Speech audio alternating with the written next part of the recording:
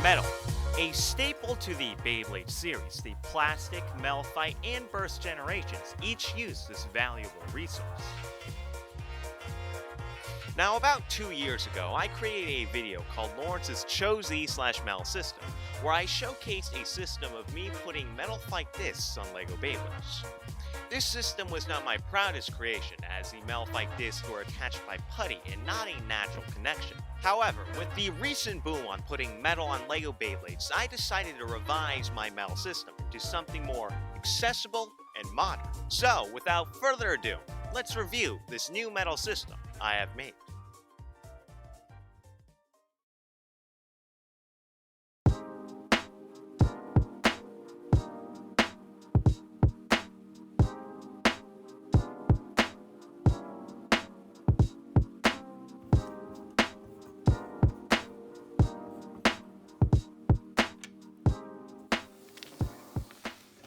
Now, as you just saw, the new metal system has 4 parts consisting of a chip, ring, disc, and driver.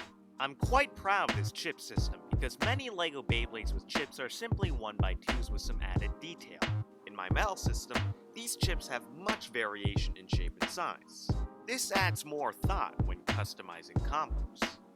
Moving on, you can see I'm using a disc from Beyblade Burst to create some weight on this Lego Bay. Though not original, I noticed a problem with other Lego Beyblade designs who use Beyblade Burst discs. A majority of these designs had the burst discs facing downwards, with their tabs facing down. Although it does work, I wish to have these burst discs face upwards, with their tabs facing up. And as you can see when I assemble the bay, I have done exactly that. I haven't seen a lot of people do this, so I would say this is probably the most original thing about my metal system. However, all systems feature a downside to them, and my metal system is no exception to this rule. One of these downsides on my metal system is that the contact points on the ring must not be too high in recoil.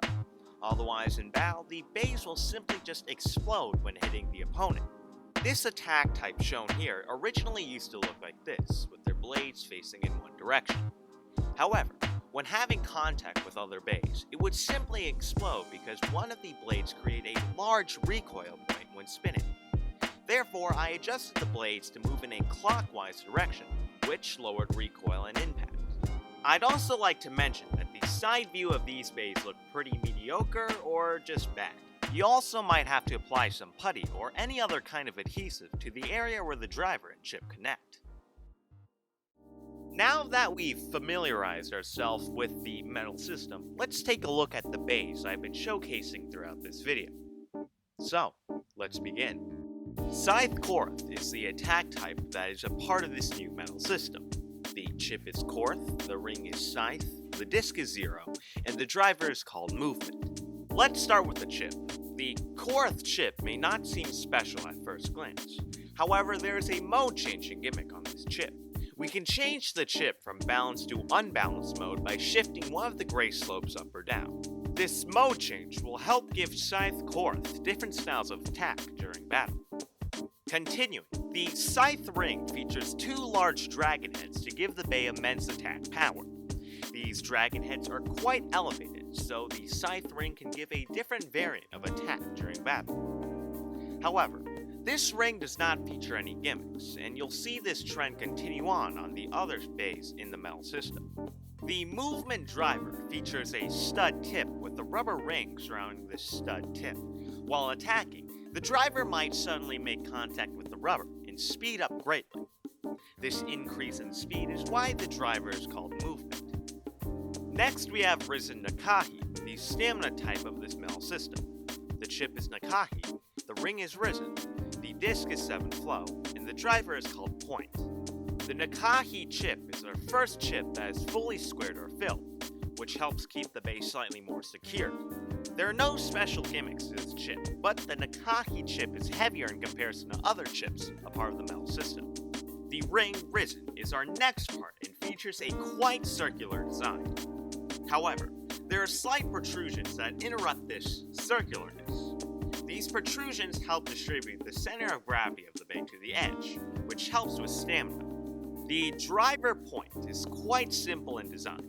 The driver features a hold semi-flat tip surrounded by a barely flat disc, which helps with life after death. The hold semi-flat tip also provides some movement to the bay as well.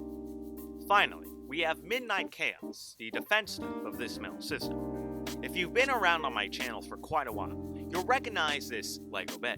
If not, I suggest watching my first video posted on this channel.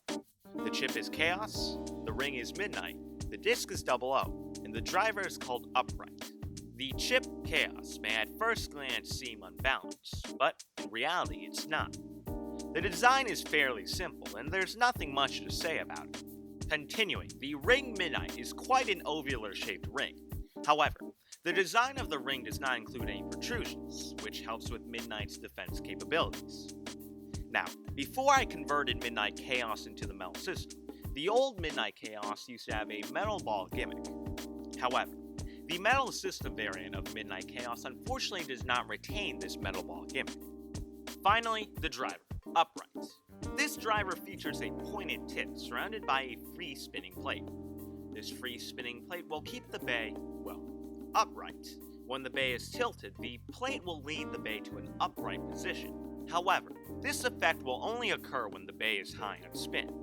But the plate will give a massive boost in life after death when the bay is low on stamina. So there we have it, folks. The new metal system that's a bit more modern, more accessible, and just better looking than the original version I made a few years ago.